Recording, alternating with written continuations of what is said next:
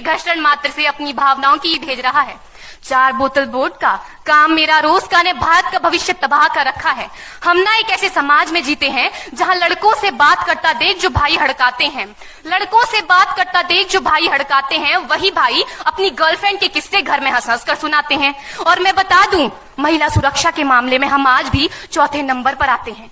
हम ना एक ऐसे समाज में जीते हैं जहां पत्थर की मूरत को लगते हैं 56 भोग और भूखे नंगे तड़पते सो जाते हैं लोग, भूखे नंगे तड़पते सो जाते हैं लोग। मजदूर को मजदूर समझिए, मजबूर नहीं। गरीब को काम दीजिए, दान नहीं। और अगर दान देने के इच्छुक हैं तो जीते जी रक्तदान दीजिए और मरने के बाद अंग दान देकर किसी मरते हुए को जीवन दान दीजिए। यही सच्ची देशभक्ति और यही सच्चा राष्ट्र प्रेम है।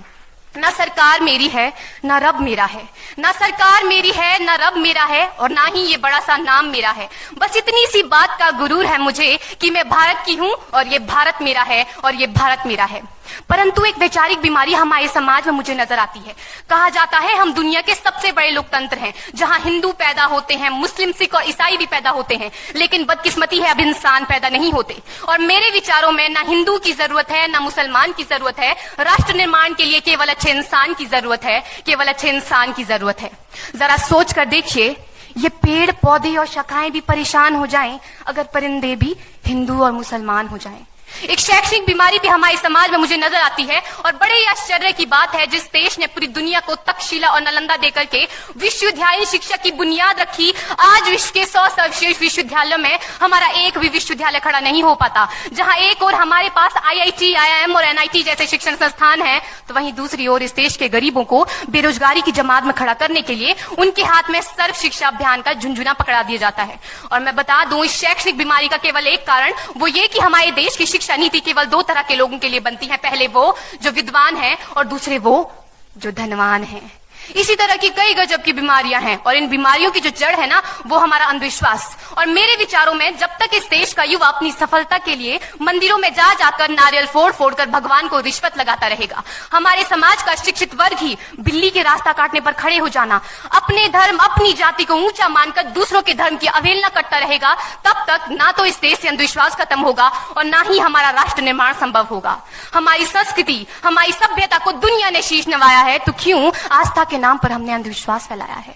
मेरे विचारों में हमारा राष्ट्र निर्माण तब संभव होगा जब इस देश में महिलाओं की पूजा नहीं उनकी इज्जत की जाएगी। राष्ट्र निर्माण तब संभव होगा जब हम जाति का आरक्षण नहीं बल्कि सामाजिक सशक्तिकरण पर बात करेंगे।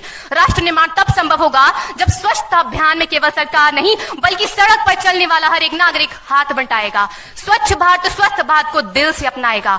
असल मायने में हमारा राष्ट्र निर्माण तब संभव होगा जब एक गरीब बच्चा मध्याह्न भोजन के नहीं बल्कि ज्ञान अर्जन के लिए सरकारी स्कूल की चौखट पर कदम रखेगा।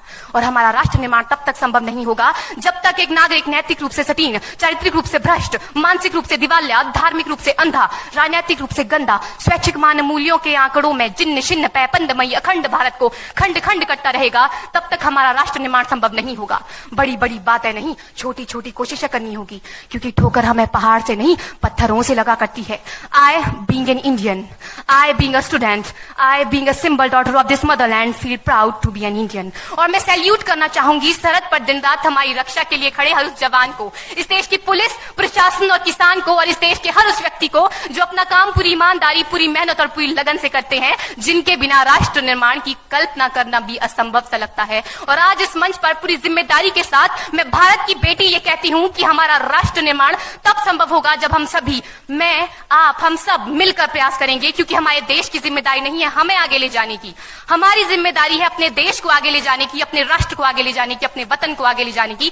तो अंत में मैं बस यही कहना चाहूंगी, मेरा हिंदुस्तान महान था, महान है, महान रहेगा। मेरा हिंदुस्तान महान था, महान है, महान रहेगा। होगा हौसला सबके दिलों में बुलंद तो एक दिन पाकिस्तान भी जय हिंद कहेगा। पाकिस्तान ही क्यों, सारा जहान जय हिंद कहेगा, क्योंकि सारे जहां से अच्छा हिंदुस्तान हमारा, सारे जहां से अच्छा हिंदुस्तान हमारा, हम बुलबुलें हैं इसकी, ये गुलिस्तान हमारा, ये गुलिस्तान हमारा। जय हिंद, वंदे मातरम।